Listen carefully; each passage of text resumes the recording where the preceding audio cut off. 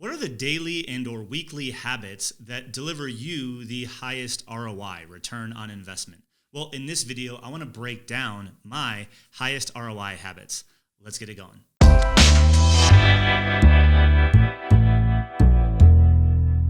Welcome back, guys. Greg here with Alt Agency at altagency.com, and I wanted to do something a little bit different today.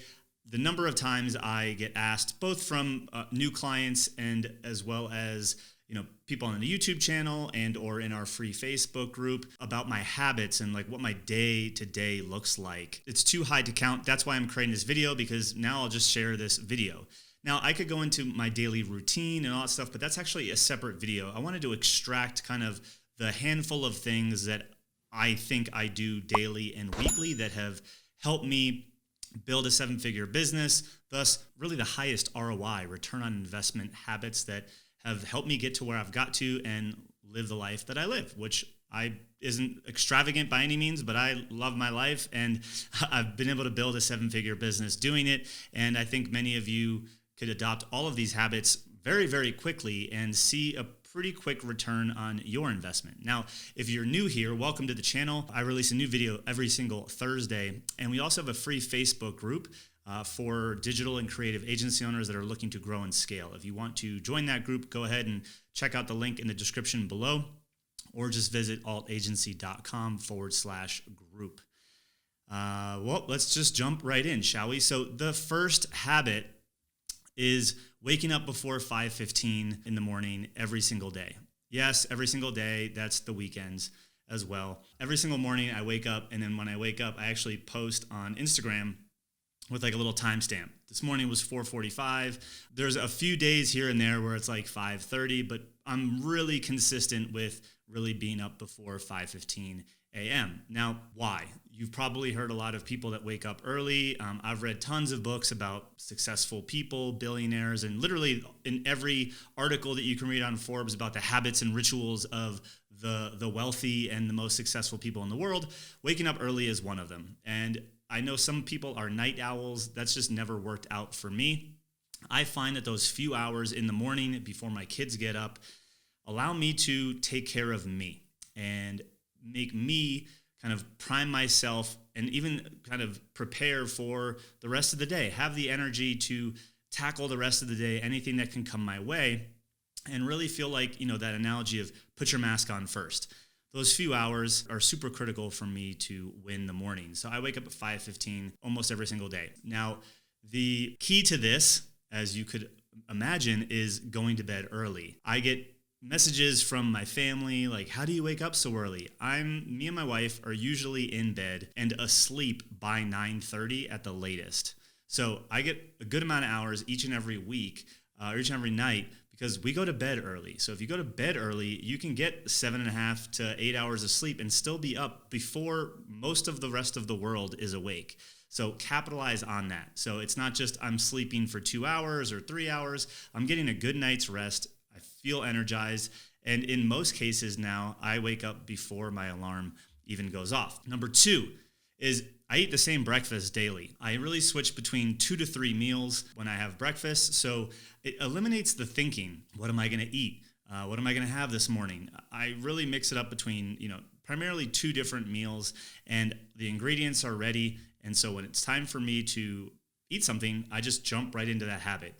The number of decisions that you have to make in any given day, especially as a business owner, are extremely high. So I'm trying to reduce as much friction and as many decision-making points as possible. So eating the same thing in the morning allows me to breeze through that morning routine, get to the house, get the kids to school, and get to the office, and in a kind of a streamlined, less effort, low energy kind of way. And it's just allowed me to, I think, be as productive as I am. I don't know if you eat breakfast. I know some people that fast or do all these crazy things, but I like to have a breakfast in the morning, and keeping it simple and the same thing every single day is a quick way to do that. Number 3 is batch team meetings. I do them on Monday. I don't think it necessarily matters what day you do them. You might not have a team, so that might not even be relevant, but as you're growing your business and you have team members, I've found that batching all of my team meetings, which makes for a very busy Monday, is one of the most powerful things that I can do, because as our business grows, the business success depends more and more on me being a leader than any sort of technician. So by starting the week strong and having all of our team meetings, we have our sales team meeting, we have executive leadership meeting, we have our full team huddle, we have our marketing meeting, we have our meeting with our client success team, and then I also have a series of one-on-one meetings that rotate every other week. So I have one-on-one meetings with direct reports. All of those happen on Monday. And some days it's 8 meetings, some days it's 9 or 12 meetings. They're all happening on Monday, but that puts my team into momentum so that everyone can be unstuck to start the week and go after the core things that they need to focus on. And it gives me the rest of the week, for the most part, to create content and videos like this and stay out of tons and tons of meetings so that I can focus on my genius, which is content creation, creating frameworks, and serving our clients. So that leads me to number 4, which 48 hours until fun. So here's the deal with this one. As an entrepreneur, if that's you, you probably have big, lofty goals, whether it's for the year or for 3 to 5 years. And sometimes those goals can feel heavy, like weight on your shoulders. And you could probably get pretty down in the dumps by feeling like you're not there. And so if you're constantly looking at this big goal that you're nowhere near yet, even though it's like going to be, 3 to 5 years to get there, it could start to wear on you. Maybe I'm the only one, but that did to me. So what I like to do is I like to have something fun or something that I'm looking forward to scheduled out at a minimum every 48 hours from the moment that I'm in. So you look on my calendar, 48 to 72 hours, there is something I'm looking forward to. On Mondays, I have my workouts. On Wednesdays, I have my workouts.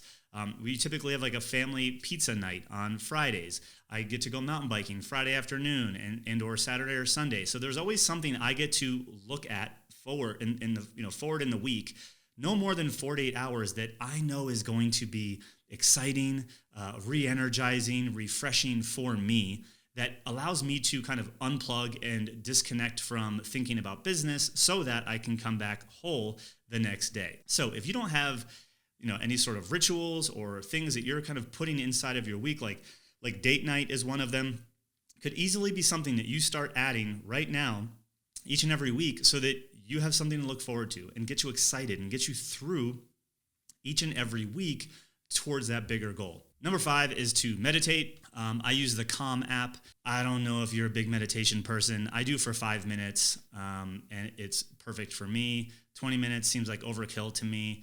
And in my opinion, I don't think there's any wrong way to meditate. I think the only wrong way to meditate is to not meditate. But one of the first things I do when I wake up, I go downstairs and I meditate for 5 minutes. And I read somewhere, I forget which book, because a lot of them talk about meditation and doing it in the morning, but if you win your mind, you can win the day. And I know I wake up with tons of thoughts, conversations that I'm going to have that day with team members or clients or whatnot. You could easily get stressed.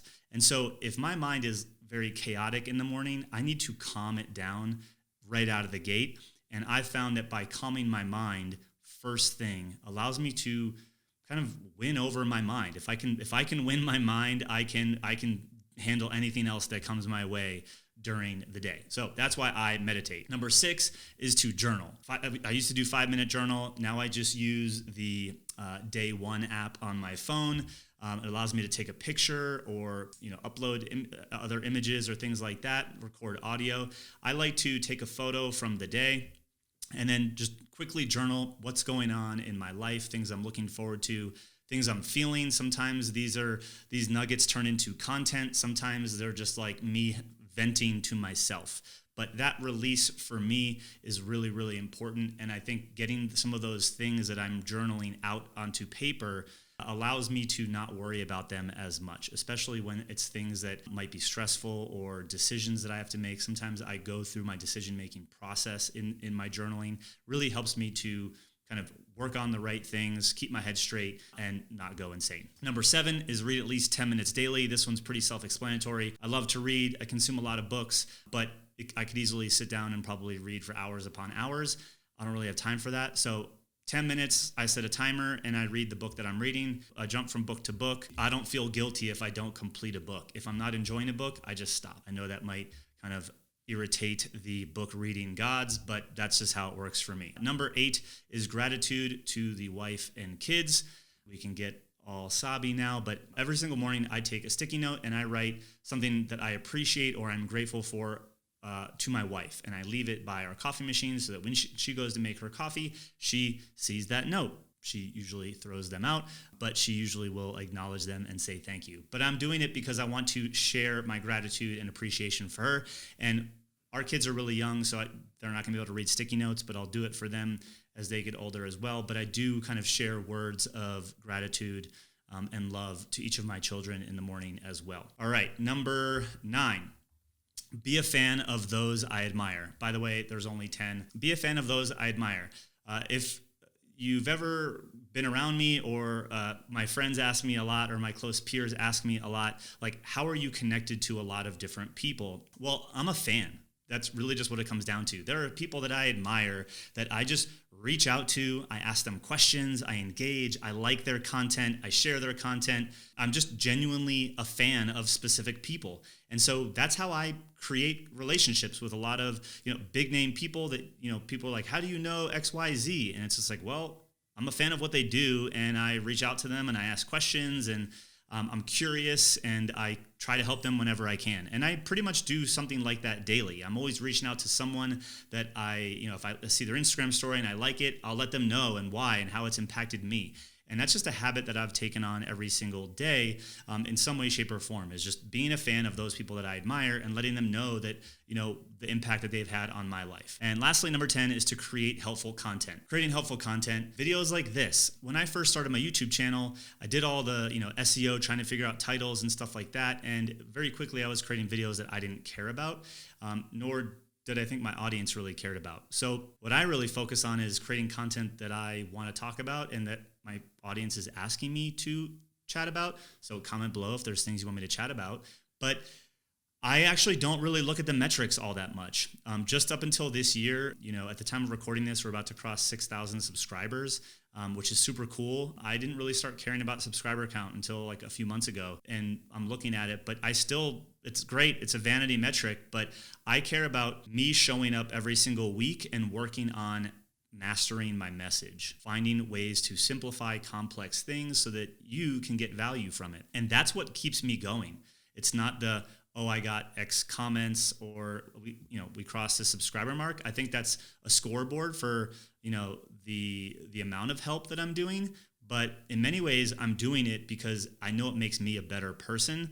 And it makes me more useful and helpful to the clients that I get to serve each and every day. I get to articulate my message better. I get to design frameworks and put together step-by-step plans. All of these videos, the content that I create week in and week out, allow me to better serve my clients. And that's why I'm in the game. So hope you found that helpful. Those are my daily and weekly ROI habits, highest ROI habits. I'd love to know what your highest ROI habit is. So leave a comment below.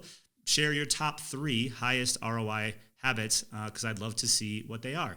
And hope you guys enjoyed this. I know a little bit different from some of the content recently, but hey, we try to keep it fresh and I want to help you as much as I possibly can. And many of these things you can implement right now. So get after it. See you next time.